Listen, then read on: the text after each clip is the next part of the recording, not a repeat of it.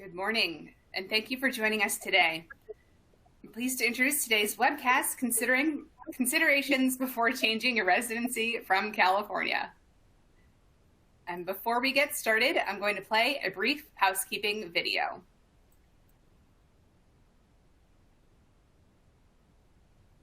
Welcome, and thank you for viewing our webcast series. Before we begin, please keep the following in mind. You can customize how you view our presentation and interact with the presenter. For better viewing, close all other applications and turn up your speaker volume. You can adjust window size and placement or enter full screen mode using the controls at the top right of the window or dragging the bottom right-hand corner to resize. At the bottom of your screen, you'll see a series of icons that relate to a different aspect of our session. You can download a PDF of today's slides from the Slide Deck and Handouts widget. You can ask questions by typing in the Q&A window and clicking Submit. We'll do our best to answer all questions or follow up via email. If you experience technical difficulty, refresh your browser by hitting the F5 key. This presentation is not legal, investment, or accounting advice. We encourage you to seek the counsel of a professional service provider to apply this content to your specific circumstances. All right, with that, I'm pleased to introduce our presenters today. We are joined by our host, Boomer Wells, Business Development Executive in our Private Clients Practice. And from our State and Local Tax Services Group, we have Bob Reynolds, Partner, and Chris Parker, Senior Manager. And with that, Boomer, I will turn it over to you to get us started. Thank you for the intro, Emily. Hi, everybody. I'm Boomer Wells. Welcome to our webcast, Considerations Before Changing Your Residency from California. We are happy you're here. This topic has kept us quite busy in the past several years, and judging by the immediate RSVPs, the last-minute add-ons, and the number of attendees we have here today, this looks like it will be a relevant topic for some time to come. Why is it at the top of people's minds? And what can you do to complete a successful transition? Well, we will discuss that here today. As far as our agenda goes, we will talk about the changing tax landscape. Then we will get into key considerations and risks of residency transition. We will share what's needed for a successful transition. And finally, we will let you know how to get started on your residency transition. But before we get going, we have a question for you. All right. What is your primary reason for considering a move to another state or country? You can select the answers on your screen. We'll give everyone a couple seconds here to make your decision.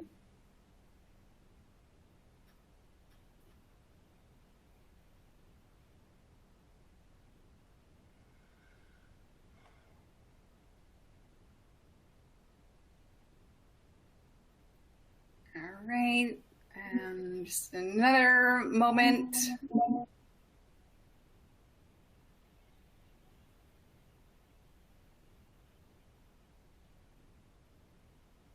All right, let's go ahead and see what everyone has to say. Boomer, back to you. All right, well, the results are in, and this is looking pretty much in line with what we are seeing from our clients.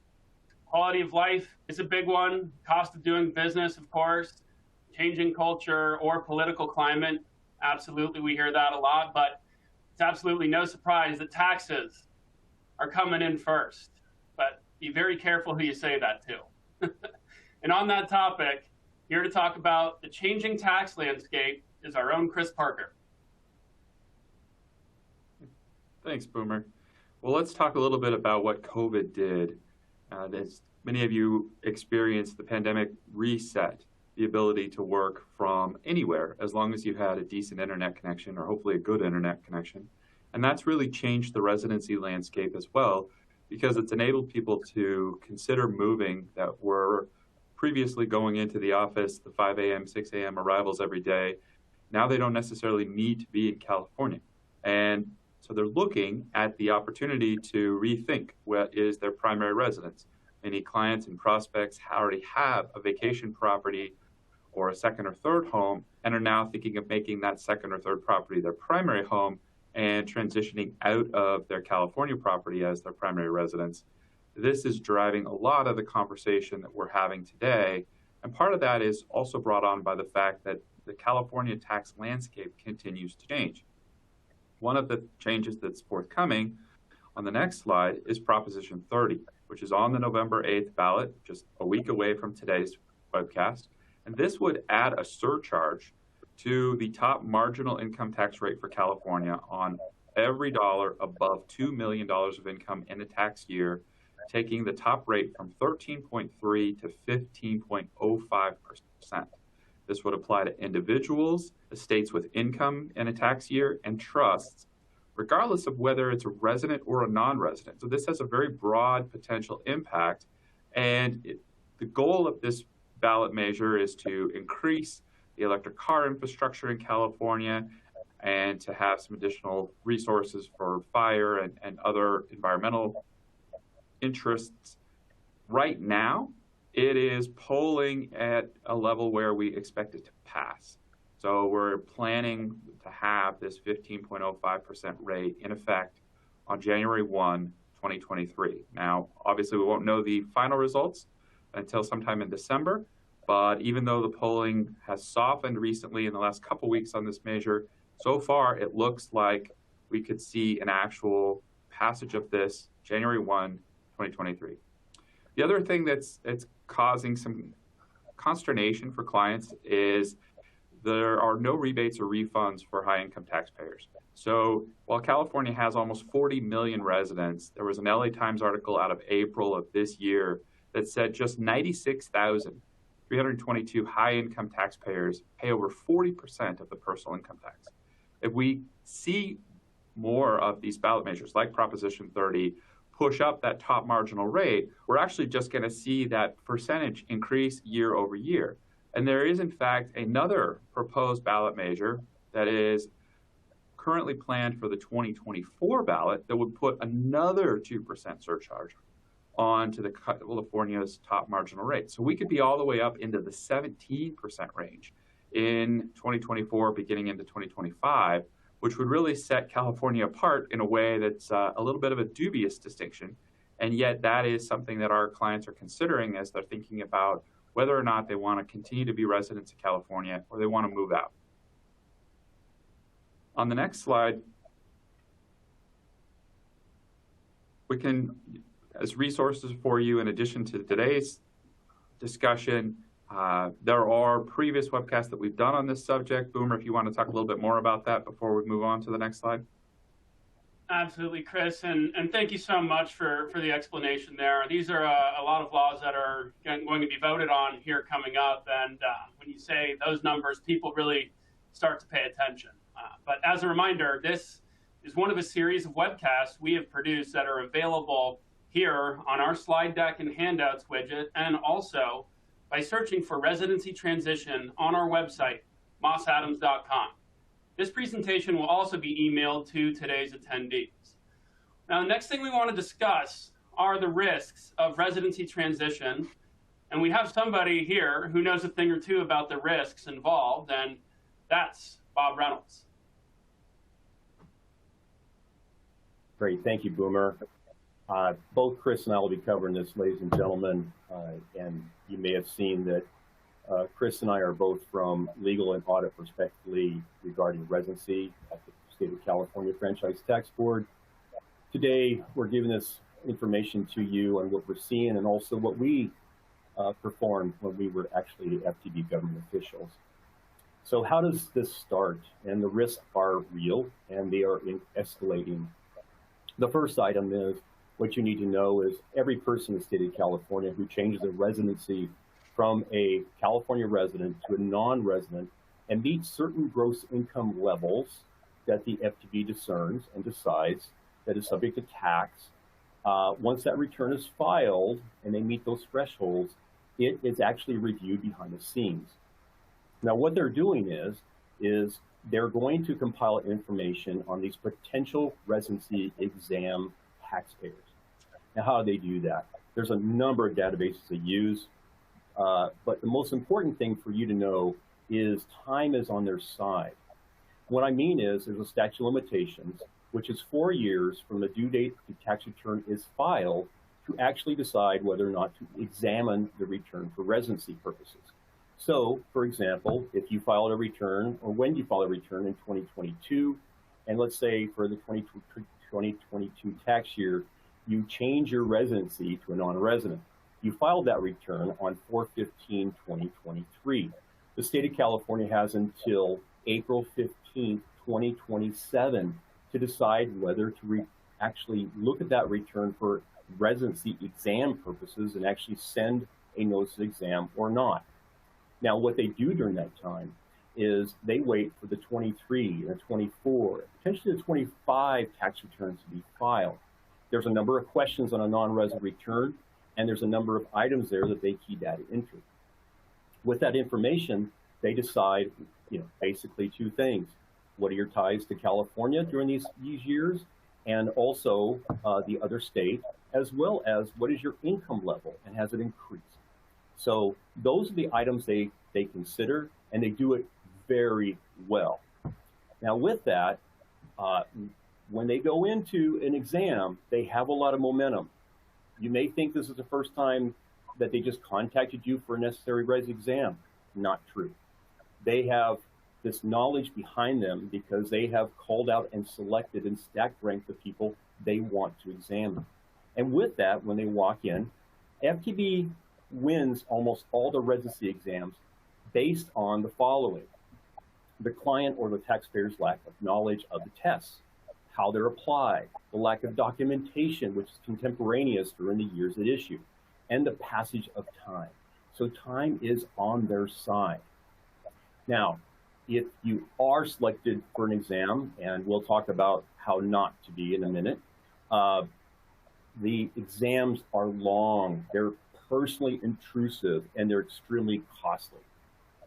And here to talk about the legal aspect of FTB and what's current there in the legal division is Chris Parker. Chris, would you like to enlighten the audience? Yeah, thanks, Bob. And those are some good points that you raised. I want to focus for a minute on this. Residency exams are long because this is something that surprises a lot of our clients that are picked up for a residency exam. It is an 18-month to 2-year adventure once you get that initial letter because of the amount of documentation that is being requested. And they're going to request everything from your home ownership, your home insurance, your vehicles, your trusts, life insurance, bank accounts, credit cards, where you go to the doctor, where you go to the dentist, all of this incredibly intimate detail about you and your partner's life, and even kids. Where do the kids go to school? Where do the kids go to the doctor? If you have kids, if you have pets, we've had auditors ask about veterinary records. They want to see where the dog or the cat or the other animal is going to the veterinary. So all of these are extremely intrusive questions. And as Bob mentioned, you're not necessarily going to get that audit letter right after you file the return. It's going to come in a few years later. So it's now not only the issue of having the documentation, but if you don't, going and finding that documentation from 3 or 4 years ago, remembering what you were doing in, here we are at the end of 2022. Can you tell me what you were doing on this day in 2018? If you can, great. Your memory's better than mine, but most people can't. And even looking at your calendar, you're not going to be able to instantly recall all of the detail. So having those documents, being proactive and gathering that information contemporaneously, and then being prepared when that audit letter comes are really important. And FTB, as indication of just how interested they are in the area of residency and income sourcing to California, has actually created a whole entire new bureau in their legal division that is solely focused on these issues. It is where they see the revenue generator of the future is by really targeting this income sourcing and residency issue. And Bob, do you want to add more comments there or move on to the next slide? Let's move on to Emily, the next one, which is what's needed for a successful Cal residency transition. And thank you, Chris. And Chris and I are going to go back and forth on this as well. Start out by saying you need the right team. If you look at these 5 items. And who's the right team? Your right team is your wealth advisor. They know your background if you have one. They know your finances. They know what you're going to be doing in the future. Very important part of the team. And we have relationships with virtually all the national wealth advisors throughout the country, and we really appreciate their input and their thoughts. The other person is your CPA. Another one is your attorney. Those people are also professionals who bring a different perspective in. And the last but not least is the Moss Adams Residency Transition Team. We're made up of ex-government officials like Chris and myself and industry group specialists. There's 14 in total currently, and we don't dabble in this. This is what we do. The next part, which is equally important, is a well laid out transition plan. And, you know, in this one, and Chris, wait, your comments here is many people say, you know, I know I'm going to be moving, and here's when, but how do I do it? And this is where we actually get into the steps of what it takes to effectively move from a tax perspective and from a life perspective. They also have to go hand in hand. We have a 10-step plan that we actually have taken the residency audit manual. Yes, there is one. And we've gone through it, and we've said, what does it take to actually successfully move from California to another state or to another country? So more about that in a minute, but Chris, we'd like your thoughts on the next one or two, which is understanding the rules and how they apply. Yeah, thanks, Bob. And just seeing a lot of good questions come in, and one of them that fits really well right here is, you know, what are the targeted class of folks that are going to be hit with these residency exams? So keep in mind the top 1% in California starts at about $500,000 a year of income, which, as we talked about before, those are the largest taxpayers for residency or individual taxation for the state of California. So they are already on the watch list. And when they file that first non-resident return, saying they're no longer a California resident, that is what triggers the agency to go, oh, let's take a look at this. Now they have an they being the Franchise Tax Board has an information sharing agreement with the Internal Revenue Service. So they can continue to see what you're filing with the Internal Revenue Service for many years after you cease being a California resident. That is something that surprises some prospects that we haven't had the chance to talk to before. So this is where this understanding the rules comes in, because it's thinking proactively about what information is the agency going to be able to gather about you before they even send you that initial information document request, and being thoughtful about how they're, Bob mentioned before, what they're coming to the table with when they send you that first letter. And then what they're going to be looking for is some of the information that we've talked about, but where they're going to start is your days, your physical presence. And for residency purposes, all 365 days or 366 in a leap year, they all count the same. And it doesn't matter what is bringing you back to California, whether it's friends or family or work or medical reasons. A day in California is a day in California for residency purposes. And they will even ask for your cell phone records to see where your cell phone calls are originating from, and use that as additional information. Now, they're not the FBI. They can't track your cell phone as you're driving around, but they can ask for those cell phone records, look at that call origination, and if you have a number of calls originating out of California, they're going to presume that you're here. So starting to think proactively about, all right, if every day in California counts, then what does that look like? And then what do I have to do? Well, that means you have to spend a lot more days in your new state of residency. So if your new state of residency is Wyoming, then you want to spend substantially more days in Wyoming in a calendar year than you do in California. Personal residence comes in, it's the optics. It's you have a 6,000 square foot house in California. You don't get to necessarily move into a 1,000 square foot ground floor apartment on the outskirts of the weeds in the background. Think about what does it look like? Does it look like it makes sense that you moved from this beautiful place in California to a place in Colorado or Texas or Nevada? Personal property, did you back up a moving truck? And what happened? Did you leave stuff in California? If so, what's the story?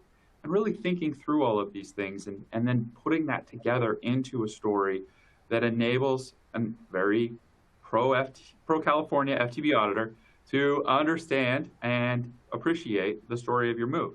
And then it's keeping this up. The absolute worst thing that you can have is somebody who moves out, they have a large transaction, and then they move back. And that audit letter from the Franchise Tax Board, it comes to a California address. The auditor is going, I've already won. I've already won because you're already back in California, and it hasn't even been, the statute of limitations hasn't even expired. But Bob, I don't know if you want to add some more comments there. Chris, we could talk quite a bit on this, and it's amazing how many stories, ladies and gentlemen, we have on this. But to Chris's point, there are understanding the rules and how they apply, and your commitment to follow those rules as we share them with you is critical. Is it stringent? No. Is it common sense? Yes. Do we try to fit it around your lifestyle? Absolutely. We want you to feel comfortable where you're at as your new abode, and we want you to feel comfortable, basically being in California visiting. But you will be a visitor. You will no longer be a resident. Thinking you're still a bit of a resident is a detriment. And so all that mindset and mindfulness shift is very important. And the last one is time. Keep in mind, it's not a 1 year and done. We follow through with our clients basically 6 months to a year and a year and a half, and just track and help and assist. And most of our clients actually, Chris, turn into well-versed residency transition specialists themselves when we're done. So let's go ahead, Chris. Go ahead, Bob. Oh, I was just going to say, one of the questions that came through, and this is something that we frequently get asked, is what about using phone apps, or what about one source of data, my calendar, as indicia of me being out of the state? And what FTB is looking for is a lot of corroborating information. So they will simultaneously ask for your credit card statements and your cell phone records, and they're looking for that transaction location in your cell phone, or excuse me, in your credit card statements, and seeing if that matches the information in your cell phone statement. So the more data you have that points to you not being in the state, the better. Great point. Another one here is, is it okay if I stay out for 4 years and come back? And the answer is yes. That 4-year statute in my example that I used for 2022 tax year, the statute of limitation will lapse in an example in April 15th, 2027. But it's on each and every year. So 2023 will be in 2028 and so on. So what you have to look at is if you're going to have a large event in a certain year, it is imperative for you to be out of the state for at least 4 years. We share our clients all the time. Stay out for 5. Be safe if you're just going to be in that situation. So Chris, let's move on to the next one. Folks might want to know this, Emily, if you could advance the slide here on how do you get started? And what we've done, we and the team, is first of all, we have a series of free webcasts. This is the second one in the series. The first one, Emily will share a little bit more how to have access to that within the confines of actually this presentation. And then there's this one. So the first one was more about the test that actually Chris was sharing, and this one's about the risk, because the risk is real and it's growing. Keep in mind, once you move out of the state, there's no one to call, you no longer vote here, you're no longer constituent, and that's how you're treated in certain respects. Now, after that, it answers most of your questions. We schedule a 25-minute pre-consult to discuss. This is just for us to understand your plans, the potential tax savings you'll identify and actually have or not in the rules, and the audit risk. What we're trying to do here, just on a basis of initial contact, is just to give you some advice. And we are also trying to discern, based on your timeline, based on your overall facts at a very high level, based on where you're going to move, the amount of income you make, et cetera, and what footprint you'll still have to what extent in California. We want to know what the risk is. And then we can assess to how much of the extent of our transition plan we need to build for you and how long we need to help monitor and equip. That's really what the focus is.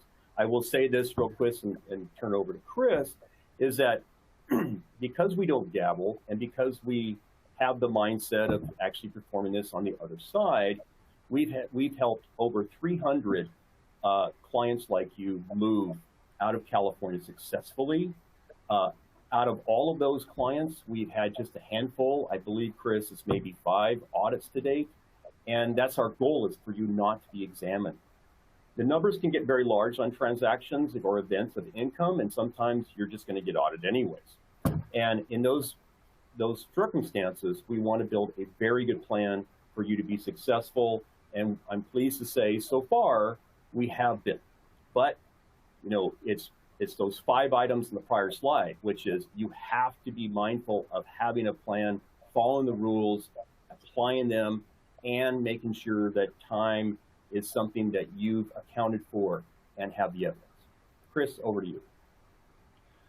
Yeah, and one of those questions that we commonly get is, how early should I start planning my residency transition? And the shortest answer is, it's never too early. If you want to think about moving out in 3 to 4 years, great. Let's start a conversation now so that you can already start thinking about what those elements of your transition are going to look like, and then start documenting your day count, start getting in the habit of documenting that. It's just going to be really important. And FTB, the California Franchise Tax Board, is one of the most, if not the most, aggressive agency in the nation when it comes to residency transition audits. They are just top of the mark. And other states are actually asking California for advice on how to create their residency transition system. So just know you're up against a force. Boomer, back to you.